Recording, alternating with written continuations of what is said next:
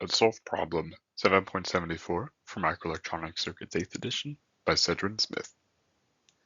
A common emitter amplifier uses a BJT with beta equal to 100 biased at a collector current of 0.5 milliamps. It has a collector resistance of 15 kiloohms and a resistance RE 200 ohms connected in the emitter. So let's draw what this looks like.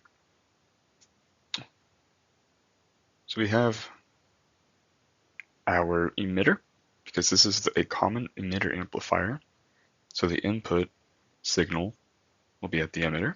And we have our signal resistance. And then we have plus minus our input voltage. I'm using a hybrid pi model, so we're going to call it V pi, but this is also just Vn. This is our input resistance. Now this one's interesting. We have an extra emitter resistor connected. And it's not too complicated. I'm just going to draw it right here in series with our pi, but I'll show how to calculate these values. So now we're at the base and we get to our amplifier here. We have a dependent current source, GM V pi. And we have a collector current, and we have our output voltage. And we know for a common emitter that RO is just equal to RC. So let's start finding the input resistance. So we have a formula for this. It's going to be beta plus 1 multiplied by lowercase re and added with capital Re. So what is this Re? It's really the same resistor as right here, and we have a formula for it. So Re is equal to 1 divided by the transconductance. So we're going to need to find that. The transconductance is equal to the collector current divided by the thermal voltage. That's going to be 0.5 milliamps divided by 0.025 volts. And that'll be equal to 20 milliamp per volt. So therefore Re is equal to 1 divided by 20 milliamp per volt, which is equal to 50 ohms. So now I can calculate Rn to be beta, which is 100 plus 1 multiplied by 50 ohms plus 200 ohms. And that will be equal to 25.25 kiloohms. Excellent. Now we can use this following equation to solve for the open circuit voltage gain. It will be equal to negative alpha times RC divided by RE plus capital RE. This is the equation to use when you're solving for a open circuit voltage gain with this extra resistance RE. And alpha is just equal to beta divided by beta plus 1. So that's 100 divided by 101, which is about 0.99. So our open circuit voltage gain will be negative 0.99 times RC, which was, what was it, 15 kiloohms? Yes, 15 kiloohms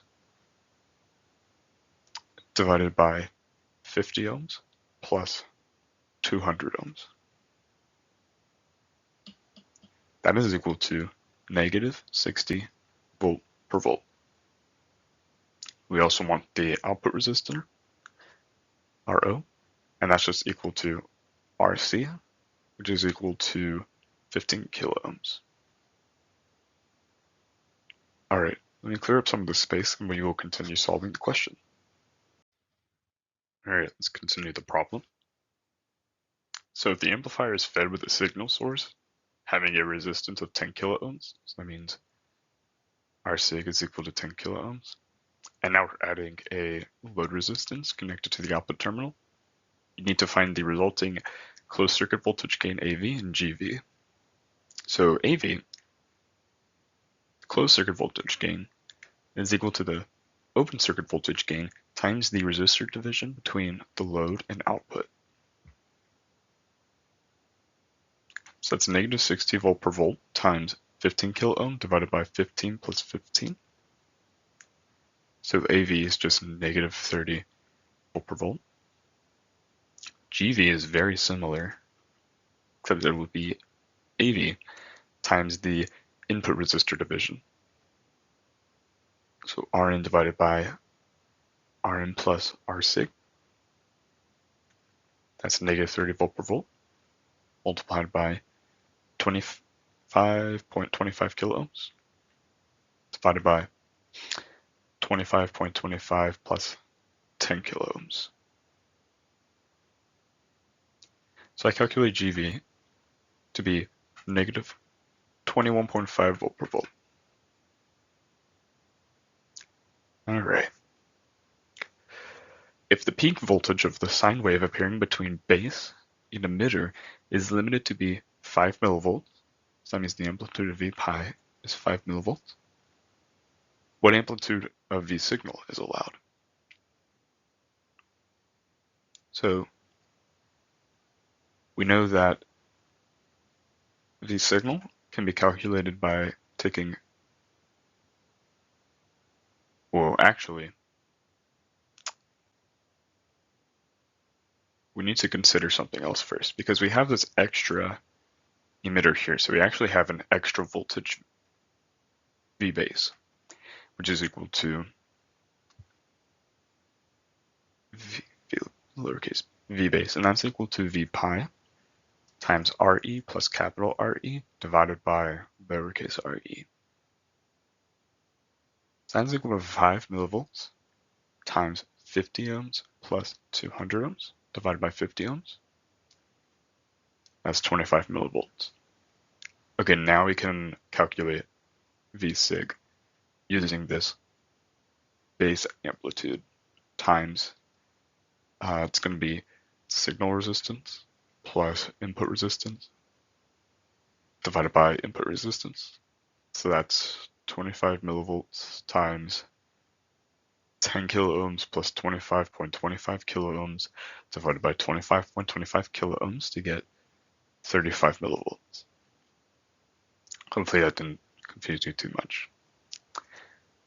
This is all because we're adding this extra emitter resistance. Okay, so now we just need the output voltage. That's pretty easy. It's just the amplitude of the signal voltage multiplied by the absolute value of the gain. So that's going to be 35 millivolts times 21.5 volt per volt, which is equal to about 753 millivolts or 0.753 volts. And that finishes the problem. Thank you for watching my video. For any questions, comments, or video suggestions, feel free to reach me in the comment section or by email. Thank you and have a great day.